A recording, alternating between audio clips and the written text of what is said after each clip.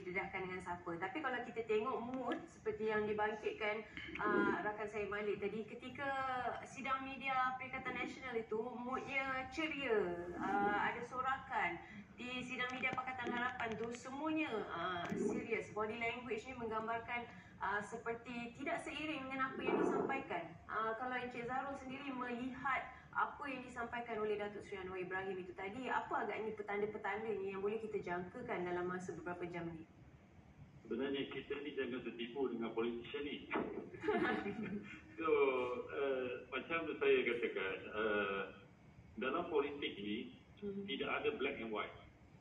Masing-masing ada, boleh katakan semua perkara adalah grey. Hari ini grey itu boleh bertukar jadi putih dan dalam masa beberapa minit boleh tukar jadi hitam.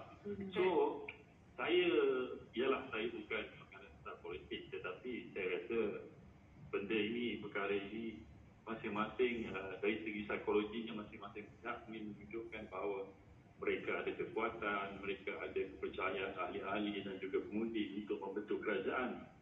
Tapi apa yang saya boleh katakan cuma kita tunggu je lah. Itulah yang boleh saya katakan.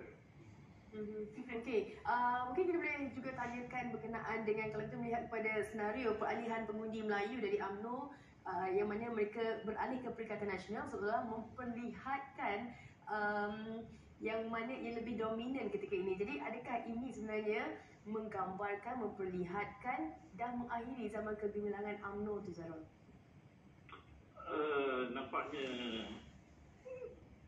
peralihan dari dia lebih kepada PN pengundi Melayu ni.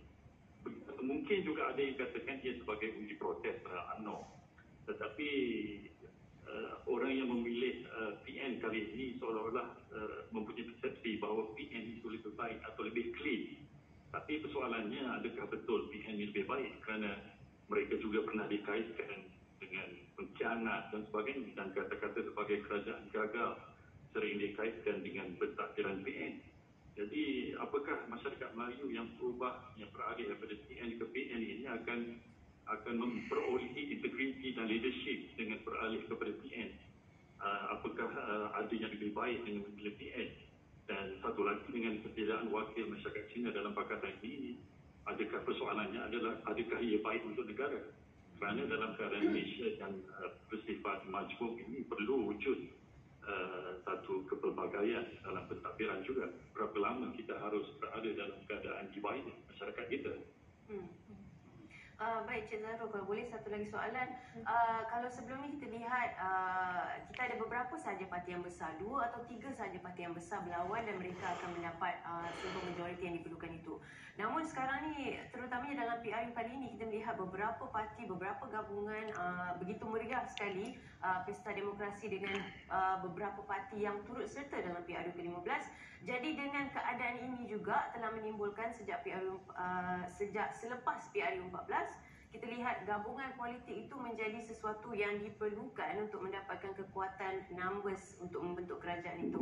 Jadi sebagai seorang wartawan kanan, Cik Zarul, do you foresee dalam future Malaysia akan datang ni bahawa kerjasama politik ni akan menjadi sesuatu yang commonplace?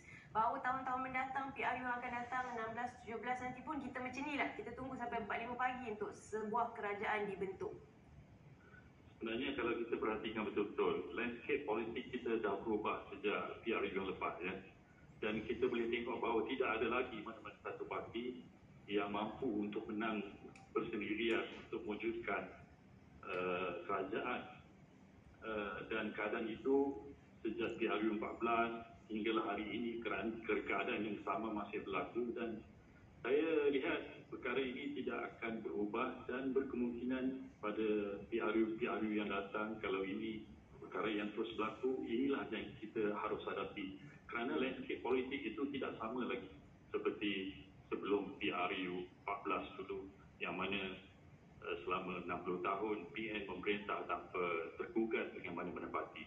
Saya rasa inilah landscape baru yang kita akan hadapi bagi tahun-tahun yang datang. Baik. Satu lagi ini terakhir, Cik Zarul, tentang suka juga saya nak menyentuh tentang kegagalan total Gerakan Tanah Air ataupun yang diteraju oleh pejuang. Dr. Mahathir dalam sejarah memimpin pilihan raya belum pernah tewas Tapi di hujung-hujung ini ataupun di waktu ketika ini memilih untuk masih lagi bertanding dan mengetuai GTA ataupun Pejuang dan mencipta rekod tewas pertama kali dalam tempoh hari. Saya rasa ini adalah satu pengakhiran yang semua orang tak mahu lihat terjadi kepada seorang negarawan seperti Tun M. Tetapi ia berlaku dan dah pun berlaku. So saya rasa sebagai satu parti yang masih muda, kecil dan belum ada akar undi, saya tak rasa bahawa Tun M agak akan menang banyak kerusi, apatah lagi tewas di Langkawi. Saya rasa apa yang Tun M dan GTA lakukan adalah cuma untuk menguji UMNO itu sendiri sebagai sebuah parti yang mampu untuk membawa kemakmuran kepada negara. Ya. Baik, terima kasih ucapkan kepada Cik Zahrul Alam, Ketua Unit Berita Video FMT ataupun rakan di FMT kerana bersama kami pada waktu ini. Ya, selamat.